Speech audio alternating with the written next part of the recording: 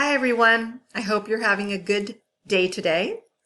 Today is the second day of week 2, so I wanted to come on here and go over the week 2 module, but specifically focus on talking about the week 2 discussion and the week 2 assignment. All right, so let's get into it. I'm going to scroll down, find week 2. We're going to continue talking about the rhetorical situation and the rhetorical choices that you make, specifically choosing the right words and tone and the way you shift your language use and your tone based on the audience, who you're addressing, and why, what your purpose is. All right, so let's look at week 2. There is the overview for you to look at. And there are the week 2 readings and learning activities. There is nothing that you have to do and submit here. There is things to watch and listen to, videos, reading strategies guide, tools for investigating the rhetorical situation, which is what we're doing and what you're learning to apply. This is chapter 2 in the textbook. You do not have to complete the activities or exercises. You simply have to read them. And last week I gave you some strategies on how to use the find tool and how to first look at the discussion questions and the assignment and then go back and use that find tool to specifically find certain topics that you're looking for. And then university library resources with additional readings and videos. Another video for writing for different audiences, workplace essential skills, which would probably be very helpful for this week. And then this one right here is an interactive video reflection. So this is an activity, this one right here.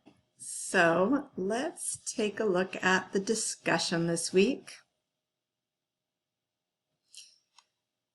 And I just want to go over this part, so in case you're a little confused about it, just to make sure that you are clear. So what you're going to do is think about a message that you might have to write to 3 different audiences. The same message. Maybe you aren't going to be available at a certain time, and you have to tell that to a friend or a family member, a professor, instructor like myself, or your supervisor, manager, or boss, and someone else. Okay? But it's the same message. You're not going to write the message out. You just want to imagine it, think about it, and think about the choices that you would need to make based on how you would write that message, but to each of these different audiences, and possibly the reason why, your purpose. Once you've imagined this and considered it, maybe even taken some notes about it, and of course done the reading beforehand, then you're going to come here and in 1 or 2 brief paragraphs, maybe 50 to 75 words each, you're going to, or maybe 100, 150 words for a paragraph, 1 paragraph, answer these questions.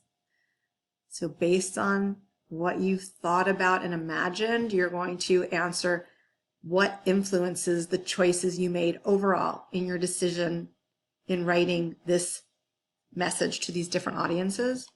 What stayed the same? The language uses, the choice of words, your tone. But what changed the most and why, and maybe even who it changed the most for? And what audience out of the 3 you've chosen would be the hardest to write for? And what would you have to be especially careful about when communicating with that audience? Okay, so you're just thinking about this, 1 message, 3 different audiences, and then you're analyzing the choices that you made in your imagining of this communication in writing, okay? Not in speaking anymore. This is in writing. And then for number 3, you have to go to the week 2 summative assessment that we're going to look at in a minute. You have to look at that in the instructions for it, because here you're going to answer these questions before you complete that assignment. And of course, your initial discussion post is due tomorrow night, but the week 2 summative assessment isn't due till next Monday. So what type of writing samples are you planning to use? And we'll go look at this in a minute, but you do have to write some or choose some writing samples. And then based on that, how do the audience, purpose, and context differ across what you've chosen? And how will they shape? How will they impact how you write? The words you choose, the language you choose, the tone you use. Okay? So this is the week 2 discussion. And now let's go take a look at the week 2 summative assessment. So in week 1, you were exposed to and started to think about and learn about the rhetorical situation and the rhetorical choices that you make and your awareness of this in the real world. And you used examples of things that you've said, right? And the way you've spoken to people. But now we're moving into writing, because this is an English class and it's about writing. And so we're going to be continuing this, and you're going to be doing some real writing in this next few weeks. But we're going to continue what you did in week 1, and it's very similar, and you practiced in week 1, and now you're going to apply all of that in this summative assessment and show what you've learned in an assignment that has more points. It has more value to it. Okay. So why it matters? Well, not only in speaking, but in writing, whether you're texting or posting online or emailing a colleague or your boss, right? You have to think about who it is you're talking to and how you're going to write to them. So there's a little bit more discussion about this. And then the preparation. So there's nothing here you're going to do yet. Right here is just to prepare. So you're going to choose 3 writing samples that you've written in your life already. You can choose an email you've sent, a text message you've sent that has, a few lines or sentences, or a social media post, or something work-related, right? Or any informal or semi-formal writing that you have done.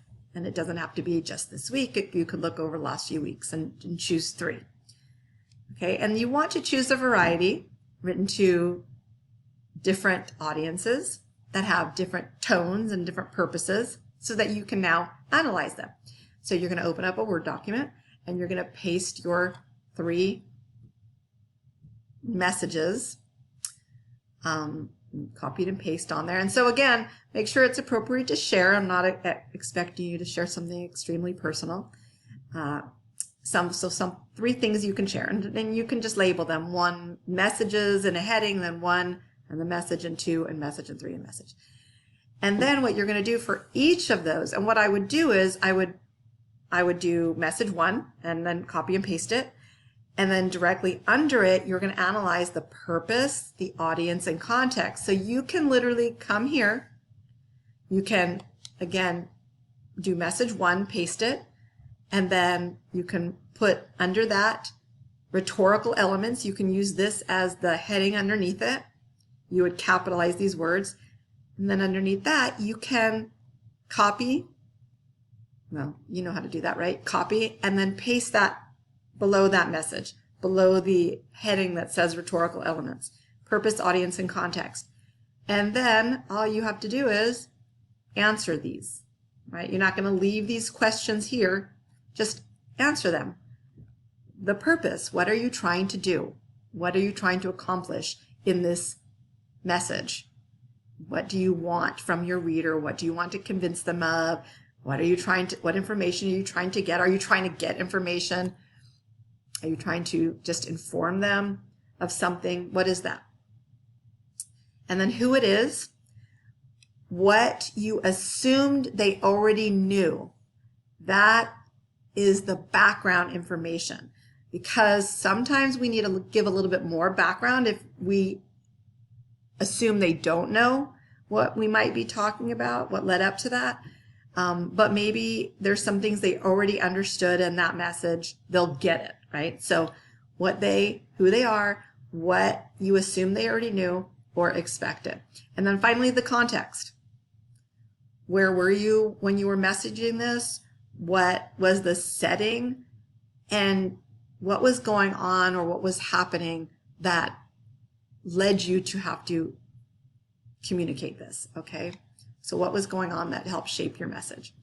And it says jot down your notes and bullet points before drafting, right? Take notes, do a little rough draft.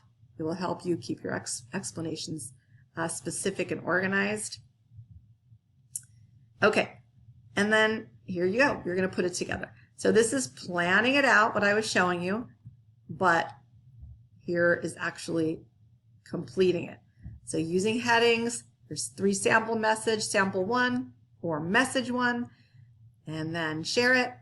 And then underneath each of these, you just copy and paste. It's the same. It's exactly what I said here. I didn't realize I was still in the preparation section. But right here, again, copy and paste this underneath each one. So don't do the 3 messages and then 3 explanations.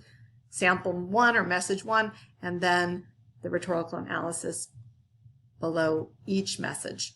And then finally, there's a personal reflection between 200 and 300 words that you're going to think about and reflect about the choices you made. And you're going to answer these questions. And you can do this in 1 or 2 paragraphs. And then you're going to proofread and edit carefully.